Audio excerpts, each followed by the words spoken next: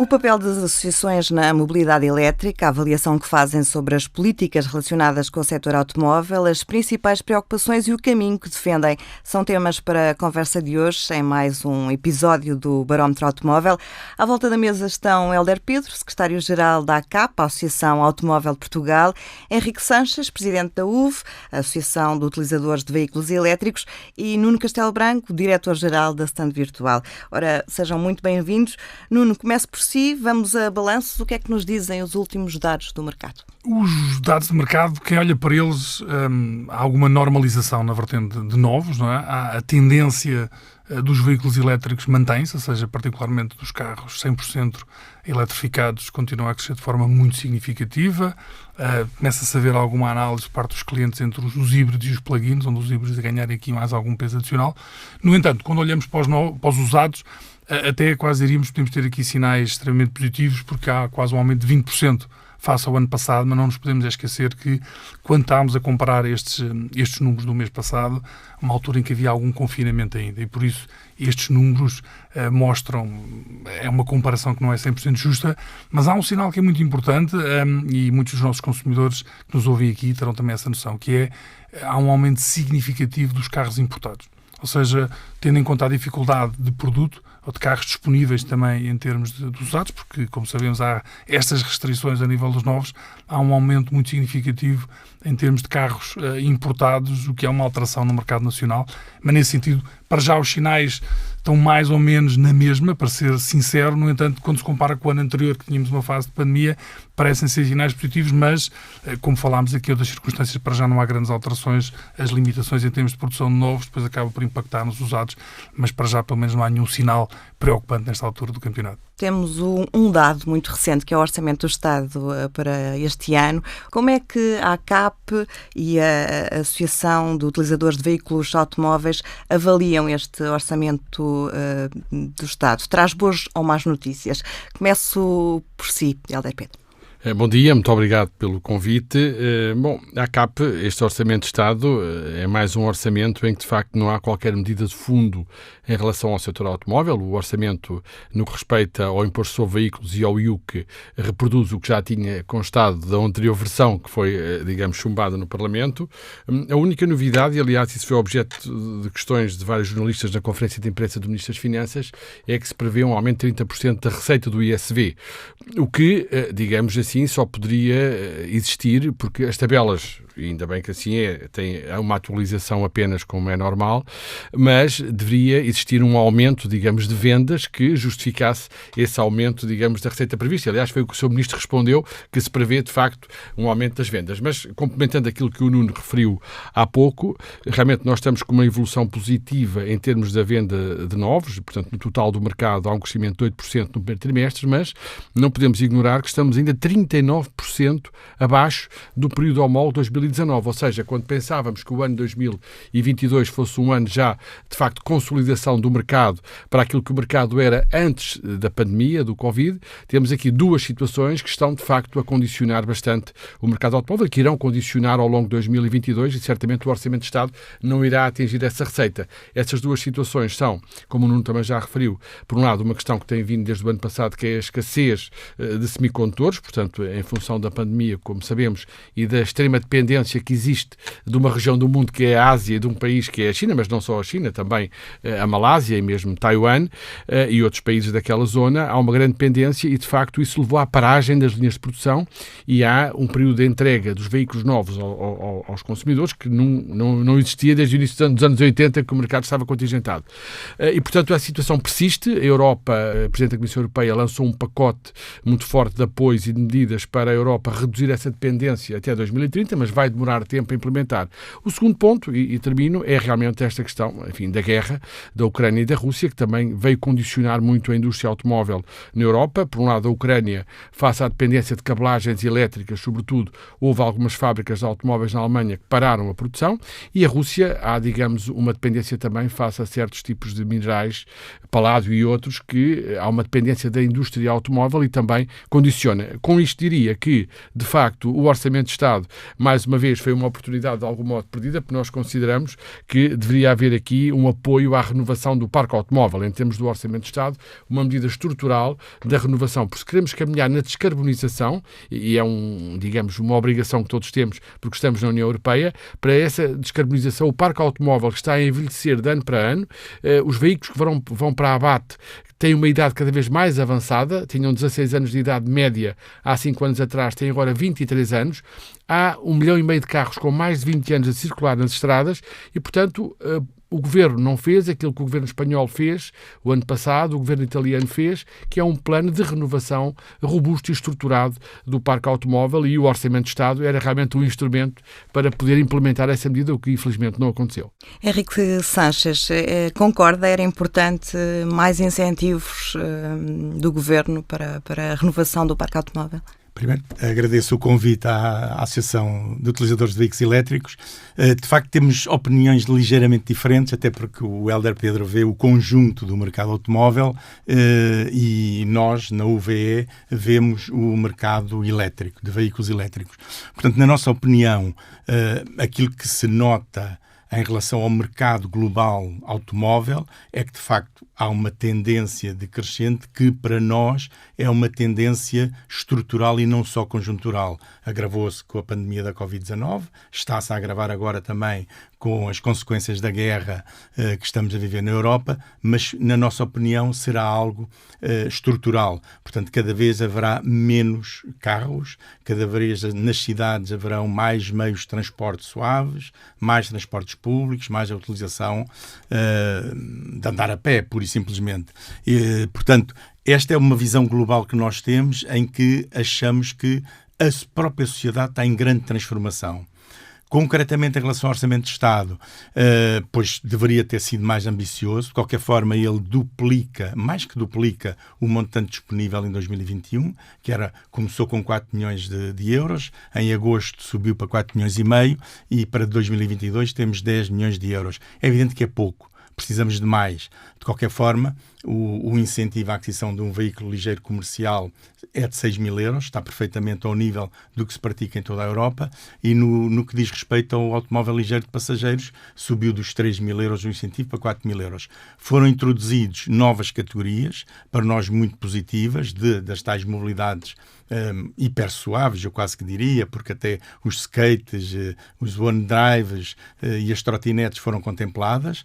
Continua o reforço das bicicletas elétricas e das bicicletas de carga elétricas e convencionais, e foi introduzido também algo novo este ano, que foi os carregadores domésticos, digamos assim, numa versão que poderia ter ido mais além. Aliás, a proposta da UVE era que fosse para qualquer carregador doméstico.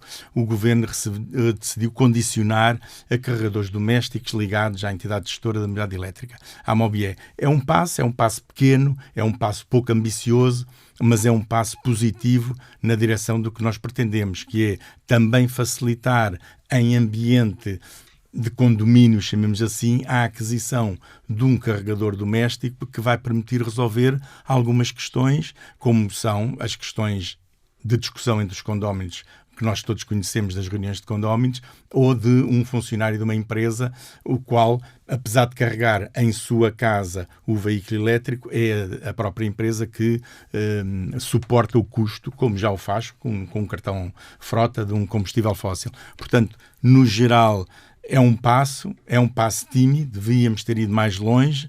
Nomeadamente, a nossa proposta é que, por exemplo, os incentivos para a aquisição de carregadores por parte de particulares não deveria ter nenhuma limitação. Era, eu quero comprar o carregador e instalo. Poderia haver, era um incentivo maior no caso desse carregador, por exemplo, estar ligado à entidade gestora da mobilidade elétrica. Também propusemos um incentivo para o abate de veículos e aí esse incentivo era majorado em função do número de anos que o veículo teria. Portanto, quanto mais velho fosse o veículo, maior era o incentivo. Isso iria permitir aquilo que o Hélder Pedro falou há bocado, que era substituir o parque automóvel que se está a tornar cada vez mais velho e, portanto, cada vez mais e substituir poluidor. Os motores a combustão mas pelos também elétricos. Incentivos, por exemplo, para a conversão de um veículo com motor de combustão interna para um veículo elétrico. E isso ainda não foi possível este ano. Fazendo aqui a ronda, Nuno Castelo Branco, e para a stand virtual, como é que é visto este orçamento do Estado? Eu acho que nós tivemos aqui algum resumo, e bem, é um prazer ter aqui o Henrique e o Hélder connosco, não é? Porque nós queremos sempre mais, não é? Aquilo que nós sentimos aqui em termos de quem olha para este orçamento e em qualquer orçamento. No entanto, eu acho que, particularmente, quando olhamos na vertente dos veículos elétricos, há um esforço evidente, e o Henrique acabava de comentar há pouco, e nós também tivemos aqui há uns programas atrás várias discussões à volta com a própria EDP, não é? A questão de estar ligada à MOBE, mas é um passo significativo, não é? E nós próprios sentimos isso por parte dos nossos consumidores que estão no stand virtual. Depois de ter saído essa notícia, é extremamente recorrente as pessoas tentarem perceber se de facto quantos lugares de estacionamento é que podem ter, que tipo de carregadores, como é que se faz o pedido, ou seja, eu acho que há aqui alguns elementos importantes também em termos de esclarecimento, que é importante por parte do Governo, como outro tema que sabemos que está à volta dos combustíveis e que também levanta muitas questões que têm a ver com o próprio e-voucher em relação aos combustíveis, mas eu acho que há uma preocupação evidente por parte do Governo nesta matéria. Este aumento que houve para chegar aos 10 milhões em termos de incentivo é muito significativo.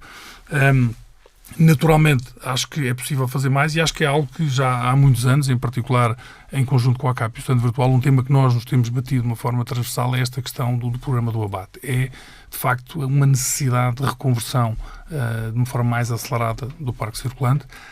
Será razoável que, eventualmente, os incentivos para que a substituição seja feita por veículos que sejam menos poluentes, nomeadamente elétricos, seja acentuada, mas nós temos aqui também todos um desafio. Não é? Esta questão de termos estado aqui há alguns meses em eleições com o novo governo veio aqui trazer também aqui algum período de paragem e que não ajudou, mas foram as circunstâncias. Vivemos agora uma nova realidade, mas sentimos que por parte do governo há aqui alguma sensibilidade em relação ao tema, mas na ótica e no caminho que estamos a progredir e em particular com o nível de metas que existe a nível nacional, há essa preocupação. Eu deixava só uma nota.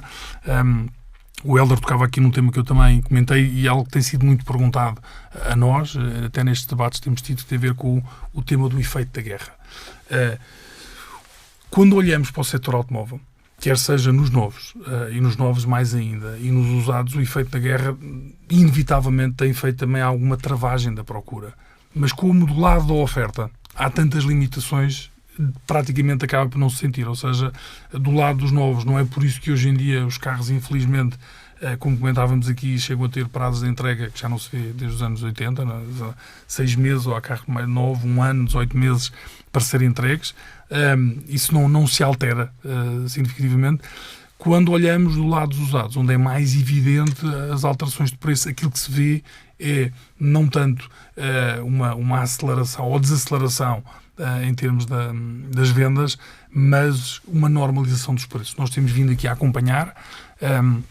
Desde o final do ano passado houve um crescimento muito significativo a nível de preços.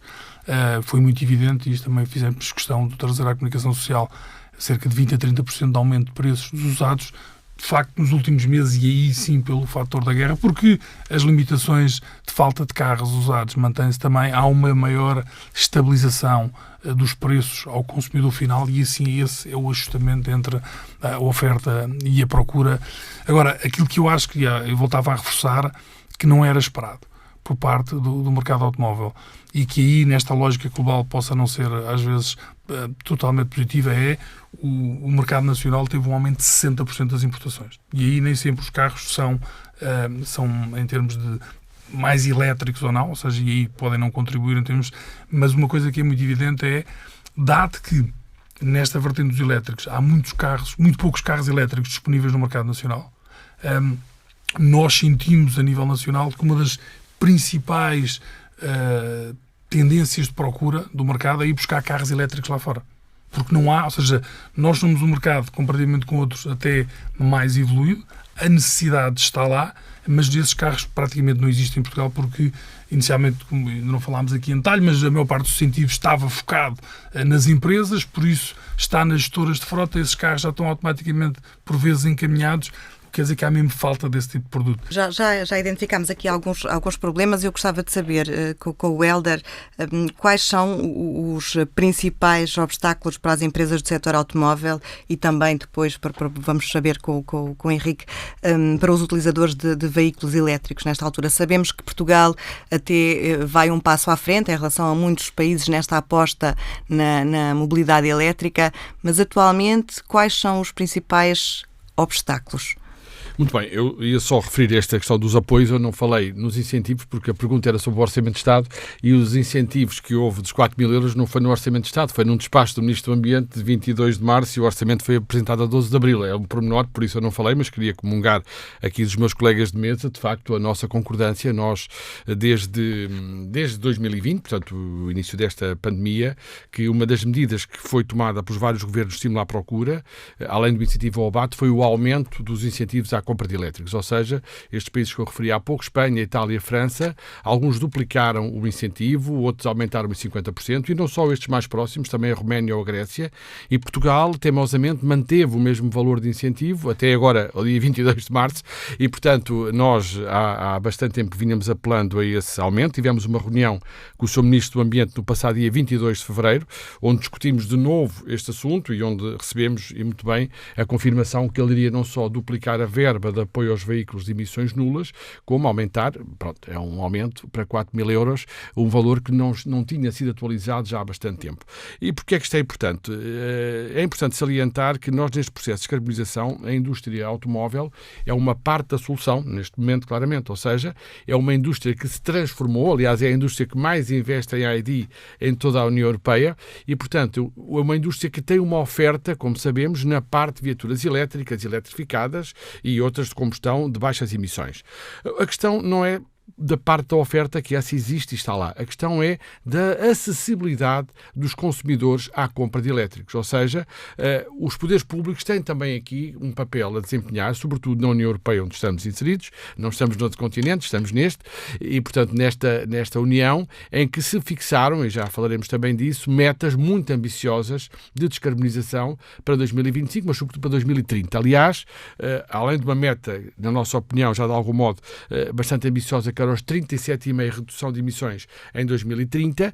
Houve o pacote do vice-presidente Timmermans o ano passado, o Fit for 55, que está neste momento em discussão também em Bruxelas, na Comissão, no Conselho, mas aponta para uma redução de 55% em 2030 das emissões. Ora, isso é um projeto muito ambicioso, da parte da indústria há a solução, mas da parte dos poderes públicos nada foi feito. E eu diria, e esse é o problema para as empresas e para os nossos clientes, os consumidores, sejam singulares ou também empresas, que é aqui 2 pontos que são muito importantes. Este primeiro, que é a acessibilidade, ou seja, nem todos os cidadãos têm acesso à compra de um veículo elétrico. Por isso, e nesta fase, é importante e tem sido importante este apoio através dos incentivos à compra, que, na nossa opinião, deveriam ter sido até mais alargados, ou seja, porque o ano passado restringiu-se, digamos, a pessoas singulares o incentivo nos veículos ligeiros de passageiros, quando é um erro, porque as empresas também compram veículos ligeiros de passageiros. Estamos a falar das frotas de vendas, por exemplo, das empresas, um utilitário, um veículo ligeiro de passageiros, e o ano passado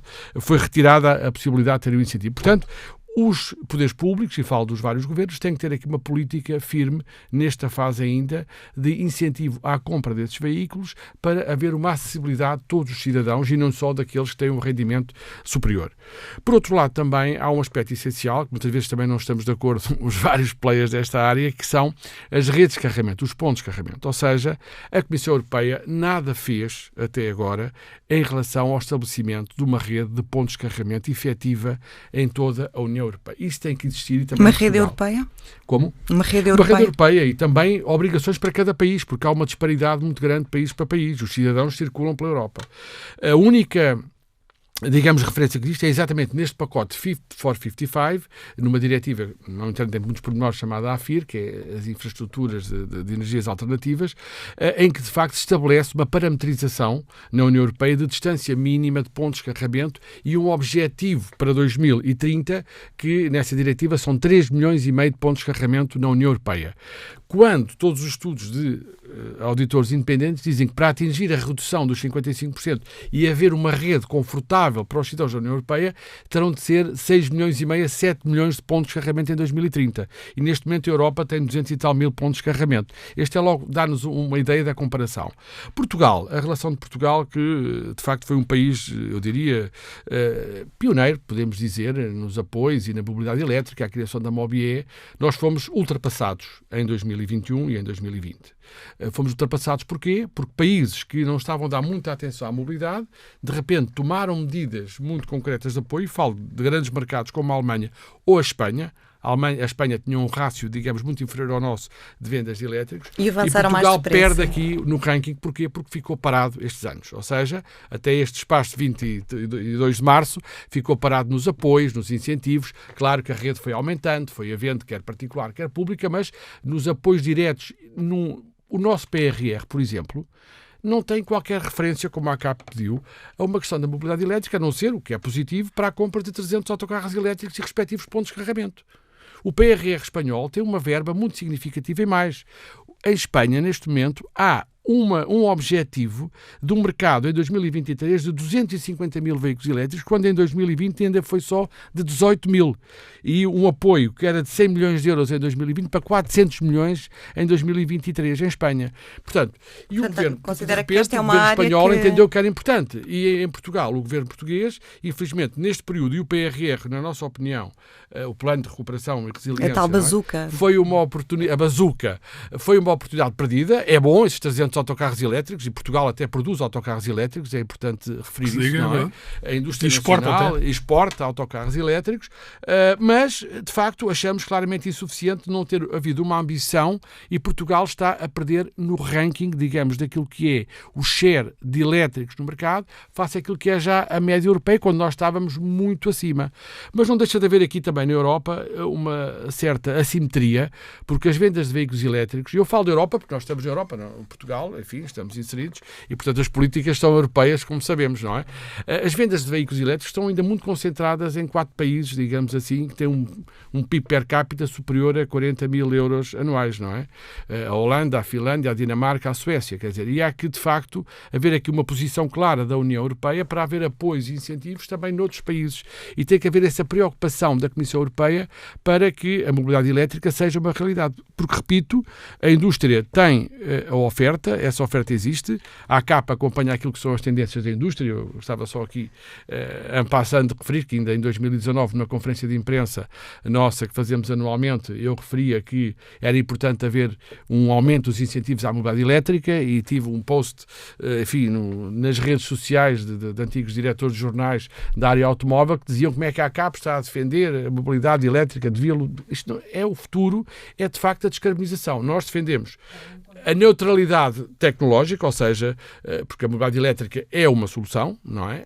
É a neutralidade tecnológica, mas neste momento os elétricos e eletrificados têm de facto que aumentar as suas vendas no mercado para se atingir, digamos, aquilo que são os objetivos de descarbonização. Estamos no bom caminho. O Henrique dizia que temos, por vezes, aqui uma posição diferente no que respeita aos valores do mercado. Eu referi que nós estamos abaixo, aqui 39% dos valores de 2019, nós achamos que deviam ser os valores corretos neste momento, mas as vendas de elétricos, como a ACAP refere mensalmente nos preços release, estão desde o início do ano a crescer a 3 dígitos, não é? O que é de facto muito significativo.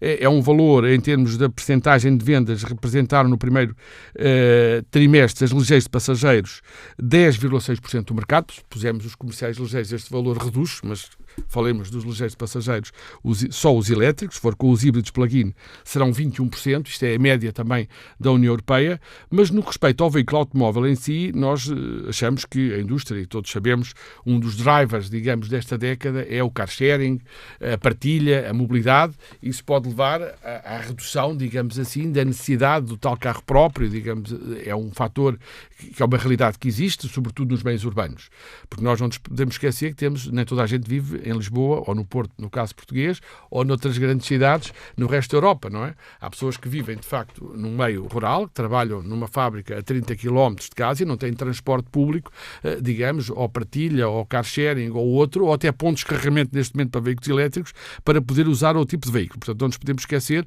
das assimetrias que existem na Europa e em Portugal também. Somos um país pequeno, mas temos interior e litoral, não é? Mas dizia eu, a mobilidade, achamos que as nossas vendas de automóveis per capita estão abaixo daquilo que é a média europeia. Portanto, este valor de mercado que temos, achamos que é um valor que está abaixo do que será o potencial normal do mercado, mesmo com as novas realidades do car sharing, da partilha. Nós achamos que o car sharing é uma realidade. Os transportes públicos, os bons transportes públicos com os parques dissuasores de estacionamento nas grandes cidades, é uma realidade também. Aliás, a indústria automóvel também produz os veículos que fazem os transportes públicos, portanto, partilhados ou coletivos ou individuais. Mas a mobilidade, não podemos esquecer que é fundamental na sociedade atual. Ou seja, a realidade económica em 2022 não funcionaria se não houvesse veículos ligeiros de passageiros, veículos comerciais ligeiros e veículos pesados. Isso é um aspecto fundamental e por isso é que achamos que o mercado tem condições, digamos, em termos do volume, para ter aqui um crescimento acima deste valor. Só o último ponto que o Nuno referiu e que nós também temos constatado, que é esta importação, digamos, de outros Estados-membros de veículos usados. Como o Nuno referiu, e bem, a Alemanha é um país que praticamente não se tem que preocupar muito com a reciclagem, ao contrário de Portugal, dos veículos em fim de vida, porque eles vão para países como Grécia, Polónia, Portugal, Hungria ou Bulgária. Nós estamos nesse campeonato de receber os carros, digamos, que chegaram ao fim dos contratos de leasing ou de locação financeira na Alemanha. A Alemanha, de facto, tem essa capacidade de exportar os carros. Aquilo que nós, enfim, sempre dissemos também é que isso vem contribuir para o envelhecimento do parque automóvel. De facto, não são carros elétricos que vêm, não são híbridos plug-in também que vêm, são carros com uma idade média que nós estimamos de 4,5 a 5 anos, mas, portanto, que vêm contribuir para o envelhecimento do parque automóvel e é também um custo ambiental para o país, porque eles não foram colocados novos no mercado automóvel português, foram noutro mercado e nós, além dos nossos que temos cá, que temos esse custo ambiental de os tratar, também temos esses que são importados. Não é uma vantagem. Não é uma vantagem, mas nós estamos num mercado sem fronteiras e, portanto, é uma realidade que, de facto... Mas, Rita, deixa-me só dar aqui duas notas. Uma é, na linha daquilo que o Helder estava a dizer e eu comentava, ou seja, temos que ver isto também de uma forma positiva, porque a maior parte dos carros mais antigos estão a ir mais para as Polónias, para as Bulgárias, antigamente para a Ucrânia. O que quer dizer que eu acho que é interessante por parte do mercado nacional, dado que há falta de carros mais recentes, que saiam das gestoras de frota, e mesmo de carros elétricos. Aquilo que nós temos vindo a ver a nível do stand virtual é que, mesmo assim, a procura, como o Helder comentava aqui bem, são carros, não são de 10 anos, mas são carros de 4 ou 5 anos e cada vez mais carros eletrificados. Ou seja, face àquilo que era o padrão tradicional da importação, aquilo que está a entrar hoje é melhor comparativamente com o que era antes. Por outro lado, não estamos na mesma curva de aceleração, mas eu acho que há aqui sinais de esperança muito interessantes. Quando olhamos para a Noruega em março, 92% dos carros vendidos na Noruega foram 100% elétricos. Realidades diferentes, mas olhamos para os Estados Unidos, que está sempre 5, 6 anos. Aqui a Noruega é a mesma coisa, estará há alguns anos à nossa frente, mas é perceber que esse é o caminho e há que estamos a dar esse espaço, deveremos acelerá-los, mas é inevitável que estamos no caminho certo, só temos aqui o acelerar. Para os utilizadores de veículos automóveis, também são estes os obstáculos, a rede de carregamento, os preços? Há outros? Duas ou três coisas. Em relação àquilo que disse o Helder Pedro sobre a retirada do incentivo para a compra dos comerciais, nós apoiámos essa medida na altura porque veio libertar verba para o incentivo para os particulares, porque as empresas já têm um grande incentivo que é a recuperação do IVA. Portanto, não, dos ligeiros passageiros. Nos comerciais mantém-se. As empresas podem, aliás, é 6 mil euros. O incentivo nos ligeiros de mercadorias mantém-se 6 mil euros. Retirou-se os ligeiros passageiros, exatamente. Mas nesses as empresas mantêm a recuperação do IVA, claro, que são 23%. Mas tinham também, além dessa recuperação do IVA, tinham o incentivo dos 3 mil euros, que uma empresa que vai mudar uma frota de 100 carros de vendedores, que até tem condições que andam num... Mas, Helder, sim. Nós discordamos porque nós achamos que esse dinheiro será mais bem emprego num particular, porque era muito pequeno o montante que estava alocado aos particulares. Só um parênteses aqui ainda, mas não foi a aumentado. Propósito das frotas, sendo que as empresas também têm outras vantagens quando compram grandes quantidades de carros, não é? Portanto, sim, mas isso é o desconto de... Não, mas tem outra vantagem, além do requisito do IVA, que é a tributação autónoma também, que é um aspecto importante, que é muito importante para as empresas, mas só precisar que, de facto, o que foi retirado, que eu referi, só para foi para a compra de veículos ligeiros de passageiros por empresas foi vedado e era um incentivo importante, porque além de reduzir o IVA, foi o que o Sr. Ministro disse na altura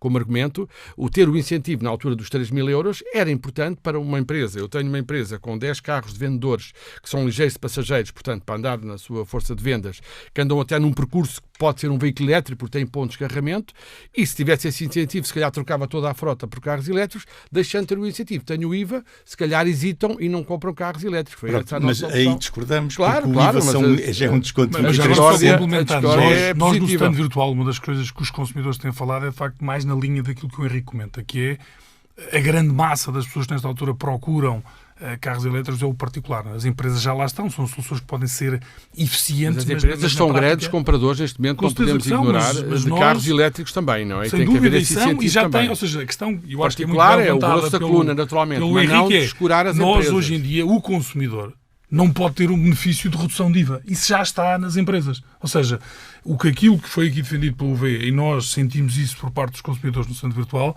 é procurarem, mesmo assim, tendo esse incentivo dos 3.000 euros, ou que seja 4.000 euros, ou uma melhoria, não equivale à redução do IVA, em muitos casos. Ou seja, aquilo que foi defendido pela Associação de Veículos Elétricos faz sentido, para já numa ótica de equilíbrio, e para já porque a massa de pessoas que de facto têm interesse em mudar para carros elétricos está lá. Não, as empresas, nós, na nossa opinião, já que foi lançado o debate, não devem ser descuradas. Porque quando falamos em empresas, isto é sempre uma questão muito curiosa, pensamos sempre em grandes empresas, mas não, há PMEs. Mas o tema é o contrário, ela não é descurar as empresas, é os consumidores. Não é? Nós temos no stand virtual mais de 2 milhões de pessoas que vão e aqui tem que dar para ambos os lados. Não é? As empresas a comprarem os veículos, mas eles já têm 23%.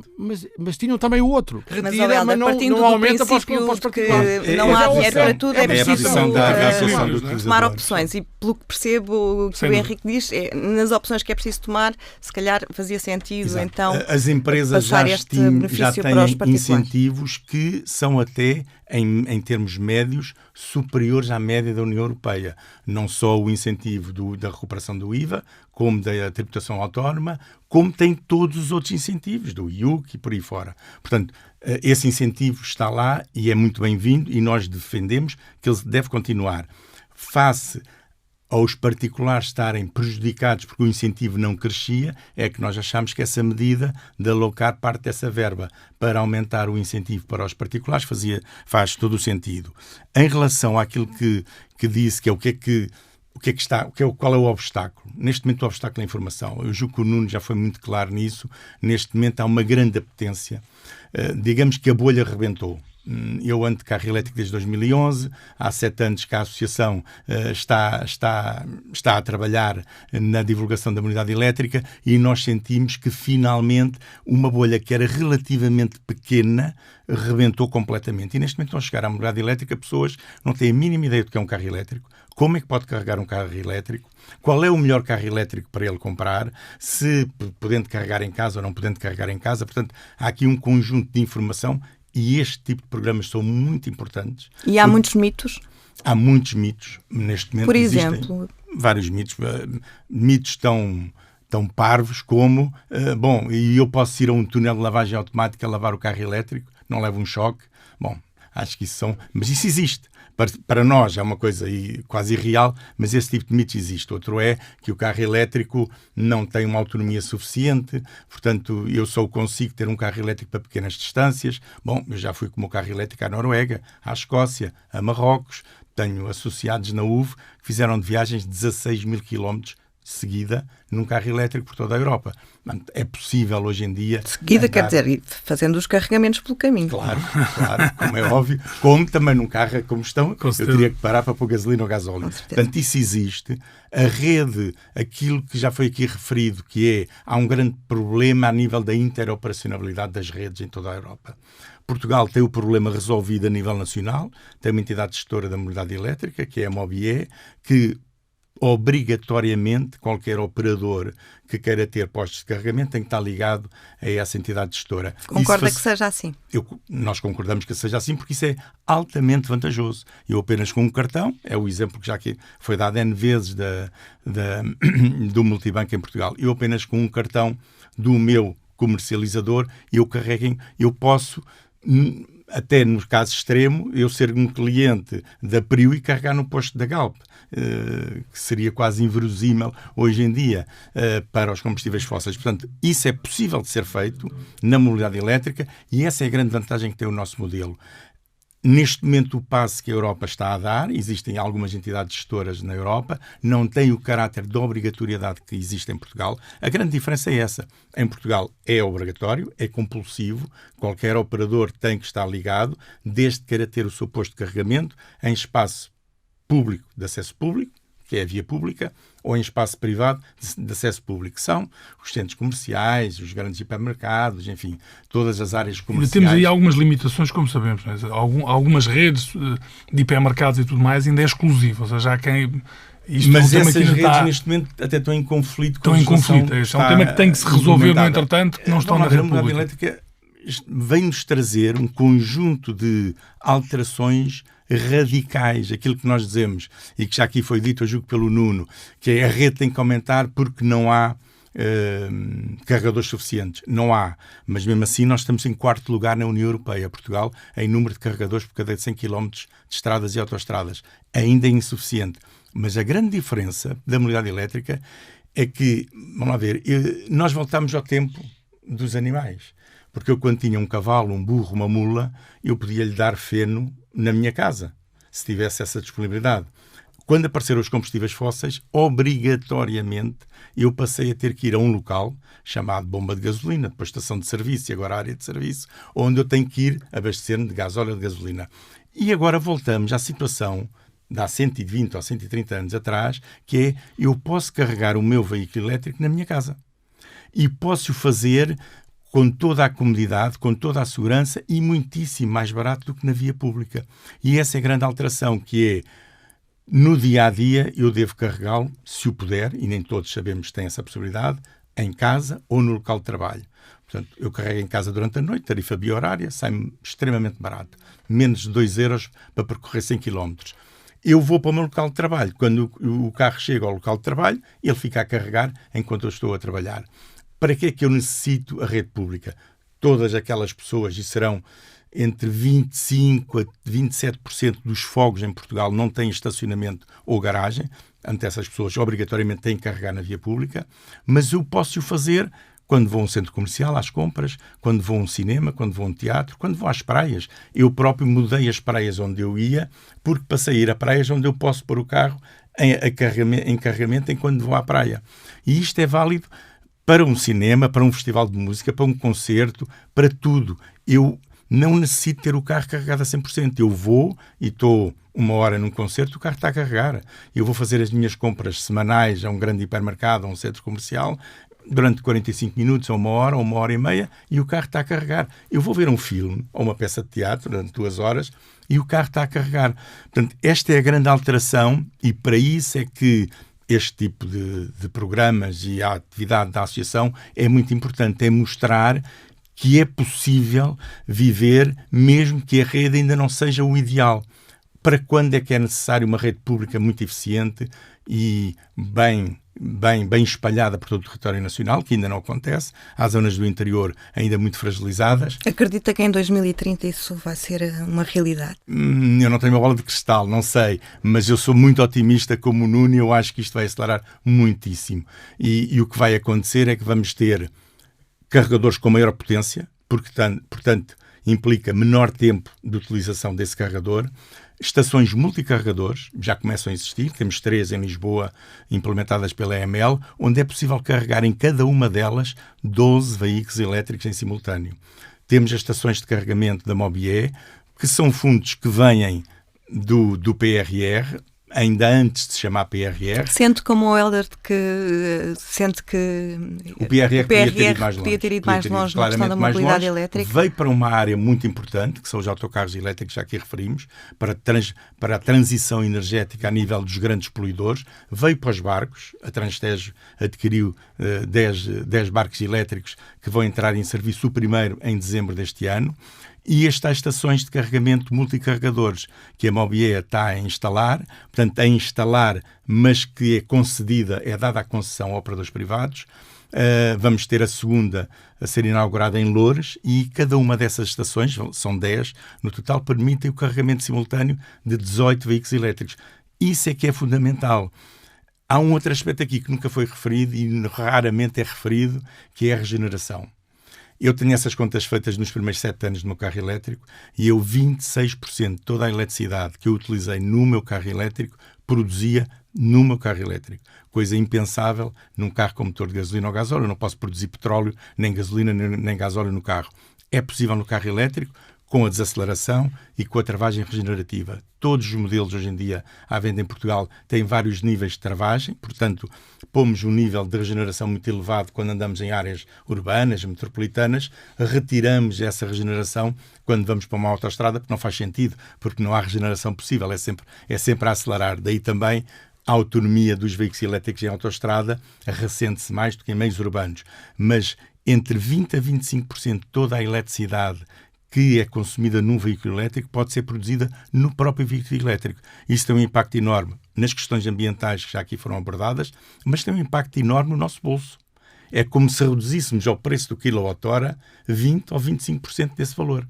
Portanto, me está a dizer que se faça esse tipo de condução, atenção, depende das pessoas como conduzem. Exatamente, mas são truques, tem razão. São truques de condução. Exatamente. Que ajudam, que fazem com que o carro carregue. Mas são truques muito simples. Quem entra num carro elétrico ao fim de poucos dias, de algumas semanas, apercebe-se de que o seu estilo de condução deve mudar, porque ela vai permitir ter um impacto muito grande no ambiente, volto a referir, e no bolso. Mas, Rita, deixa-me só comentar aqui uma coisa. Há pouco você falava sobre esta questão dos mitos e eu acho que o Henrique levantou aqui um tema extremamente importante para os nossos consumidores, que é esta questão de que, e imensas perguntas que nós recebemos no stand virtual através do nosso blog, é a preocupação de carregar e horas para carregar o carro. Ou seja, o Henrique, que é aqui um utilizador de longa data, é a lógica de utilização de um carro elétrico é muito parecido com o telemóvel. Ou seja, é uma lógica de always on. Toda a gente à noite põe o telemóvel a carregar, ou durante o dia. Ou seja, esta questão e mesmo, como há pouco falamos, mesmo no interior, se os incentivos ao interior, muitas pessoas vivem em casas que conseguem pôr um carregador, as pessoas tiverem carregadores em casa, e como o Helder há pouco comentava, 30 km, se uma pessoa for a uma fábrica a 30 km, ir e voltar, mas tiver um carregador em casa, quase nem precisa da via pública. Ou então, seja, se tiver painéis fotovoltaicos para produzir essa eletricidade. Ainda. Ou seja, o tema que se levanta aqui é uma alteração das pessoas também perceberem de que isto tudo não se resolve só na infraestrutura pública. Isto resolve-se bem, nesta altura das medidas do Governo, em que as pessoas tenham carregadores em casa. Então, fora de Lisboa, onde a maior parte das pessoas terão, por vezes, essa capacidade de ter pontos de carregamento perto de casa, vem facilitar, porque as pessoas não fazem, em média, 300 ou 400 km. Isso, por exemplo, às vezes é uma das questões que se falava aqui, mesmo dos carros elétricos para as empresas, por vezes é questionável. Porque a maior parte das empresas tem uma ótica de utilização mais comercial. Se uma pessoa andar a fazer, isso sim, 200 ou 300 km por dia, um carro elétrico acaba por não ser eficiente. E assim é mais complexo que os tempos de carregamento. Agora, para a utilização recorrente, esta alteração de padrão, e quem está lá fora, e nós ainda recentemente fizemos um estudo de mercado com a Marktest, onde a ansiedade continua a ser os tempos de carregamento e onde carregar, a questão é que as pessoas têm que entender de que quem se começa a experimentar um carro elétrico, o padrão de utilização, como o Henrique comentou, e no outro dia aqui também o Pedro Vinagre da EDP comentava, é uma lógica de always on. Não está só dependente de eu ter pontos por todo lado, mas de facto as pessoas em casa, esta alteração quase de comportamento, dar feno ao carro em casa e poder carregar sempre. O carro está sempre com níveis de autonomia muito elevados. E mais à frente, eventualmente, com os tais painéis, essa será a solução depois do investimento que é eu inicial, produzir a própria eletricidade de uma forma localizada e não centralizada. Mobilidade elétrica sempre foi referido como um bom exemplo. Nós temos uma percentagem de energias renováveis. A ACAP tem esse exemplo. Nós temos na nossa sede, na ACAP, exatamente, painéis elétricos. Temos um sistema também de acumulação de energia que não é utilizada em baterias de carros elétricos usados, portanto estamos a reutilizar baterias de carros elétricos, o Henrique já viu, exatamente, já há 3 anos que na nossa sede existe esse ponto de carregamento dessa forma, mas dizia eu que Portugal, no que respeita à mobilidade elétrica, há um aspecto... A eletricidade produzida serve para as próprias instalações. Claro, reduzimos a nossa fatura energética, nós reduzimos a fatura do escritório, além de termos o ponto de carregamento, exatamente. Mas dizia eu que Portugal também, nesse aspecto, é importante referir que quando falamos de mobilidade elétrica, temos que ver também como é que a montante é produzida a energia, para haver uma total eficácia do ciclo, digamos assim, de utilização. E um país como Portugal, com uma percentagem mais elevada de energias renováveis, digamos assim, contribui mais para a plena, digamos, rentabilização daquilo que é a mobilidade elétrica. A Europa agora acordou, também a Comissão Europeia, para esta questão das energias renováveis, para reduzir, enfim, rapidamente esta forte dependência de petróleo e gás natural da Rússia. Veio o tema ao debate, mas na mobilidade elétrica, Portugal também, há um aspecto positivo. Eu sou otimista quando tem que ser, mas gosto de ser um otimista realista. Mas este exemplo foi sempre focado e é importante, como também, como o Henrique disse, a Mobié. A Mobié foi uma entidade pioneira quando foi criada, depois teve uns anos, digamos, de alguma frieza na sua atividade, depois foi retomada, digamos assim, e tem sido um exemplo. Nós, por exemplo, com os nossos colegas congéneres espanhóis, em reuniões que tivemos, eles pedem-nos, digamos, informações e até estabelecemos um contacto com a Mobié em Portugal diretamente, porque realmente é esse exemplo que é importante para dar. Agora, não podemos descurar, e é isso que dizemos, nós focamos muito nos números, a indústria está cá para dar todas estas soluções que o Henrique referiu e bem, portanto, cada dia há evoluções tecnológicas na mobilidade elétrica, e isso resulta do facto da indústria automóvel ter apostado muito neste segmento e cada vez mais, eu como sabem não falo por marcas individualmente, mas cada marca apresenta as suas estratégias para 2025, para 2030, novos modelos, novas tecnologias. É uma estratégia própria de cada marca, mas a indústria no seu global evoluiu, mas aquilo que a indústria pede, e ainda hoje de manhã o Presidente da nossa Associação Europeia de Construtores de Automóveis vem falar novamente nisso, é que os poderes públicos não podem descurar, digamos assim, este processo até 2030. Porque quem aprova em Bruxelas, no Parlamento Europeu, são os deputados eleitos pelos partidos, quem aprova no Conselho Europeu são os governos dos Estados-membros, dizem, sim senhor, 55% de redução em 2030. Bom, mas agora vamos estabelecer um plano de redes de carregamento de energias renováveis e de apoios, digamos assim, ao incentivo à mobilidade para haver a coesão social, não é? A transição não se faz sozinha. Terem rendimentos para poderem comprar e outros não terem acesso à mobilidade elétrica. Isso para nós é realmente muito importante.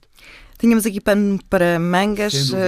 Para terminar, e porque gostava de perceber qual é que é o peso que sentem que as associações que representam acabam por ter na influência para todos estes processos junto do poder político, ou não tanto como eu desejariam? penso que temos conseguido. Nós na ACAP, nós somos uma associação com 111 anos, portanto a idade que tem a indústria automóvel e sobretudo a distribuição automóvel no mundo e distribuição em Portugal, portanto, mas naturalmente que como a indústria que representamos soube adaptar, a associação também tem que saber realmente adaptar à nova realidade. Nós temos dentro da nossa associação uma comissão própria para análise destas questões dos veículos elétricos, porque não falámos aqui, mas também aquilo que é a necessidade, e falamos muito nestas comissões, da discriminação positiva do estacionamento, da circulação, etc., de veículos elétricos em outras cidades que não só Lisboa ou Porto. Isso é um aspecto também que nós discutimos muito internamente e, por exemplo, nós encomendámos um estudo sobre a mobilidade elétrica com conclusões muito interessantes, e estamos na TSF e nós apresentámos o ano passado no decorrer do Mobi Summit, portanto, esse estudo onde apresentámos 5 pontos, digamos assim, que na nossa opinião são importantes para desenvolver a mobilidade elétrica. Apresentámos ao Governo esse estudo, portanto o Governo é conhecedor do estudo que nós apresentámos, quer o Ministério do Ambiente, quer o Ministério da Economia, e achamos que por essa via conseguimos de algum modo influenciar aquilo que são as decisões, digamos, dos poderes públicos nesta matéria. Como sabemos, não é fácil, digamos, a tomada de decisões e sobretudo no que respeita a incentivos, mas nessa linha achamos que aquilo que nós temos defendido e publicamente também tem sido ouvido e é importante. Naturalmente, como eu digo sempre, nós não estamos sozinhos, nós temos associações congéneres noutros países, temos a Associação Europeia e atuamos sempre ou defendemos sempre em linha com aquilo que também é defendido a nível europeu. Mas sim, a ACAP, nesta questão, como eu referi há pouco, até tive alguma crítica há 3 anos atrás, quando tive essa intervenção do aumento dos incentivos, mas sim, a ACAP tem que acompanhar aquilo que a indústria está, de facto, a defender e a definir como estratégia e aquilo que a indústria pede também da parte dos decisores públicos nesses pontos que eu referi, mas e a ACAP sente que é ouvida pelos poderes? Sim, nós somos ouvidos. Eu, como digo, nós, durante este período da pandemia, nós tivemos, enfim, com o anterior governo, porque, enfim, o Primeiro-Ministro é o mesmo, mas é um novo governo, mas com o anterior governo estivemos muito próximos de conseguir um plano de incentivo à renovação do parque automóvel. Tinha até já uma designação, isto com o Ministério da Economia, que era o programa Apoiar Mais Verde, estou a dizer aqui, penso quase em primeira primeira mão, porque não foi para a frente, não vale a pena, mas, portanto, isto prova que tivemos dezenas de reuniões, mas depois, por uma questão de verba, mais uma vez, que não estava alocada, é a questão do fundo ambiental, não é? O fundo ambiental, e nós nesta reunião que tivemos também, e o Henrique saberá muito bem, teve um aumento exponencial da receita, que o Governo nem sequer esperava, por causa da taxa de carbono, do valor da taxa de carbono. E, portanto, esta duplicação que agora existiu, e muito bem, do valor que foi dado, que não houve o ano passado, mas agora houve esta duplicação para os tais 10 milhões de euros, é porque o Fundo Ambiental tem muito mais. E nós dissemos porque é que o Governo não usa o Fundo Ambiental para a renovação do parque automóvel, para o apoio aos transportes, sobretudo esta questão de falarmos dos autocarros elétricos e implementação que até são produzidos em Portugal, para se pensar também, não dissemos aqui, na questão do hidrogénio, que é também uma solução alternativa, sobretudo ao nível dos transportes, e nós não temos nenhum ponto de carregamento de hidrogénio. Nós temos uma fábrica que em Portugal produz veículos a hidrogénio e quando tem que testar e carregar, vai em cima de um caminhão em Espanha, onde há um ponto de carregamento e volta para Portugal e fez esse teste em Espanha. Portanto, o Fundo Ambiental serve muito para isso. E é isso que nós alertamos o Governo. O nosso papel, nós não somos Governo e nem temos pretensões a ser, o papel é reunir sim, temos sido ouvidos, temos feito muitas reuniões. Esta que o Sr. Ministro do Ambiente, que saiu de funções, foi no dia 21 de fevereiro, como eu referi, mas realmente o Governo depois é soberano e toma as suas decisões. Também há aspectos, e eu terminava com isso, este Governo tem ainda mais responsabilidades, porque nós, quando falávamos com o anterior Governo e com membros do Governo, havia sempre a questão, e sobretudo quando era dos orçamentos de Estado, não terem maioria. Ou seja, eu posso também aqui dizer isso, os governantes diziam, bom, mas nós não temos maioria no Parlamento, tem que falar com os outros partidos que podem aprovar o orçamento, porque o nosso Governo não tem uma base parlamentar maioritária. Portanto, imagino que esteja mais esperançoso agora. Vou ter que passar a palavra... Tem maioria absoluta no Parlamento, não Vou ter que passar a palavra ao Henrique. Nós reunimos regularmente com a tutela, portanto com o Ministério do Ambiente e da Ação Climática e com o Secretário de Estado da Mobilidade, e que agora se chamará Secretário de Estado da Mobilidade Urbana, mas reunimos, e no seguimento daquilo que o Hélder Pedro disse, com todos os grupos parlamentares. Portanto, o que é que nós fazemos? Reunimos com a tutela, onde apresentamos as nossas propostas que devem ser incluídas no Orçamento de Estado que está em preparação. Depois pedimos audiências aos grupos parlamentares e dizemos-lhes quais são as nossas propostas, aquelas que entregamos na tutela e que para nós seriam úteis serem incluídas no Orçamento de Estado. Mas, além disso, reunimos com a Redes, com a DGEG, com a ERSE, com a ENSE, com a Mobié, com o CEIA, enfim, reunimos com um conjunto de empresas que podem e devem simplificar e melhorar a forma como atuam na mobilidade elétrica. E isto é uma crítica a algumas dessas empresas que não evoluíram. São empresas muito grandes, como por exemplo a E-Redes, a antiga EDP Distribuição, que custa adaptar-se à mobilidade elétrica. Eu costumo dar este exemplo. Nós queremos construir uma casa, metemos um pedido para um ramal na E-Redes atualmente e pode demorar um ano, porque a casa vai demorar um ano e meio a estar construída. Quando um operador faz um pedido para a instalação de um ramal ou do aumento de potência de um ramal já existente, de um PT já existente, ele na semana a seguir tem lá o carregador na rua. E não pode continuar a demorar 6 meses, 8 meses, 9 meses a apreciação por parte da E-Redes neste caso. Portanto, é essa alteração, mas também estamos conscientes que essas alterações demoram o seu tempo, são estruturas que estavam habituadas a trabalhar a um determinado ritmo e a mobilidade elétrica obriga-nos a acelerar esse ritmo. Eu só gostava de dar aqui um exemplo, porque nós comparamos a utilização, o consumo de quilowatts-hora feitos na rede pública, e estamos só a falar da rede pública, para onde pomos de parte as redes privadas, o consumo nas nossas casas e nas empresas, e em 2015 tinham-se consumido 355 megawatts-hora para a mobilidade elétrica e em 2021, 6 anos depois, passámos de 355 para 18.507 megawatts-hora. Isto dá-nos a ideia do aumento exponencial que estamos a ter e que, na minha opinião, e da UVE, vai ainda acelerar nos próximos tempos. Vejo uma evolução muito interessante no mercado nacional e acho que a UVE é um desses exemplos que é, naturalmente, para além das associações se preocuparem com aquilo que é dos seus associados, muitas vezes mais de origem por parte daquilo que é a indústria, é também a preocupação com o consumidor final. Nesta vertente dos veículos elétricos tem sido uma coisa muito, muito relevante, porque com as dúvidas, com os mitos, com a questão de formação, ou seja, há um papel cada vez mais crescente, também por parte das associações, nesse sentido. Imagino que a ACAP irá fazer o mesmo caminho e não estão aqui outras associações, umas que se focam mais no pós-venda, outras nos usados. Tivemos o prazer hoje de ter aqui o VE e a ACAP, mas verdade de que há uma evolução também no mercado nacional, e acho que o VE é se calhar o exemplo mais gritante de uma preocupação do consumidor final, a partir do momento em que o mercado está a mudar rapidamente, também para os informar e ajudar nessa mudança, e é isso que nós também, enquanto Standard Virtual, já que recebemos a voz do consumidor, incentivamos que as agências, aqui neste caso as associações, como um todo, o façam também para bem do mercado. Muito obrigada aos três. Obrigado.